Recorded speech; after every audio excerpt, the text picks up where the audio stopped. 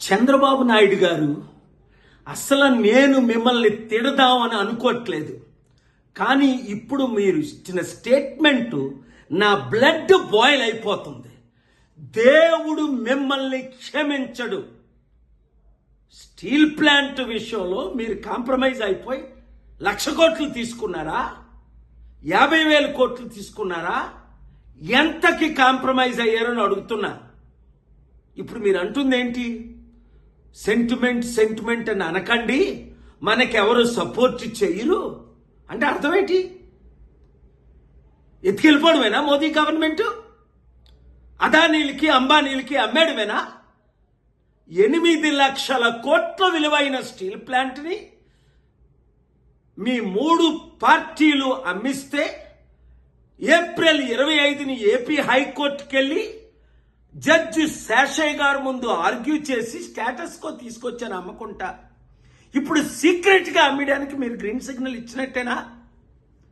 Election ముందేమన్నారు? Steel ప్లాంట్ని కాపాడుకుందామని 100 సార్లు అన్నారు. ఇప్పుడేమంటున్నారు? సెంటిమెంట్ అని రోజు అనకూడదు, అంటే అమ్మి పడేయండి అని. మీకు వస్తున్న లాభం ఏంటి? ప్రజలు ప్రశ్నిస్తున్నది. మీకు ఎంత డీల్ సెటిల్ అయింది? ఒక్క స్టీల్ ప్లాంట్ ఆదాయమే మన ఆంధ్రప్రదేశ్ అప్పుని 10 సంవత్సరాల్లో తీర్చుతుంది. లేదా అమ్మేద్దామా?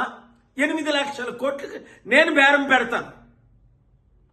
33,000 ఎకరాలు మొత్తం, ఎకరం 30 కోట్లు, 9,00,000 కోట్లు విలువైనది. ఏంటిది? మీరు ఇంత కాంప్రమైజ్ అయిపోతారా? ఈ వయసులో మీ డబ్బుడు అమ్ముడుపోయారా? లేదా జైల్లో పెడతారని అమ్ముడుపోయారా? లేదా మీ కొడుకు మంచి భవిష్యత్తు ఇద్దామని అమ్ముడుపోయారా? లేదా ఏడి పవన్ కళ్యాణ్ ఏం చేస్తున్నారు? ఎంతకాలం మా విశాఖ ప్రజల్ని మీరు మోసం చేస్తారు? అంటే విశాఖపట్నాన్ని ప్రేమ లేక, మీరు రాయలసీమలో పుట్టి పెరిగినందుక? నాకు ఊహకు అతీతంగా ఉంది. నేను ప్రార్థిస్తాను, మీడియా మిత్రులారా, ప్రతి తెలుగు వాడికి ఈ వీడియో చేరినంత వరకు దీన్ని పబ్లిష్ చేయండి, వైరల్ చేయండి. చాలా సీరియస్ అయిపోయింది. స్టీల్ ప్లాంట్ నా మీద ఒత్తిడి వస్తుంది, స్టే వెకేట్ చేయను. ప్రాణమైనా పెడతా, ఫైట్ చేస్తా.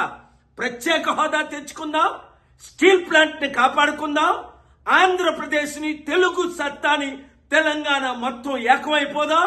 ఈ దొంగ రాజకీయ కుట్ల రాజకీయ కుటుంబ కుల పాలనకి అంతం చేద్దాం.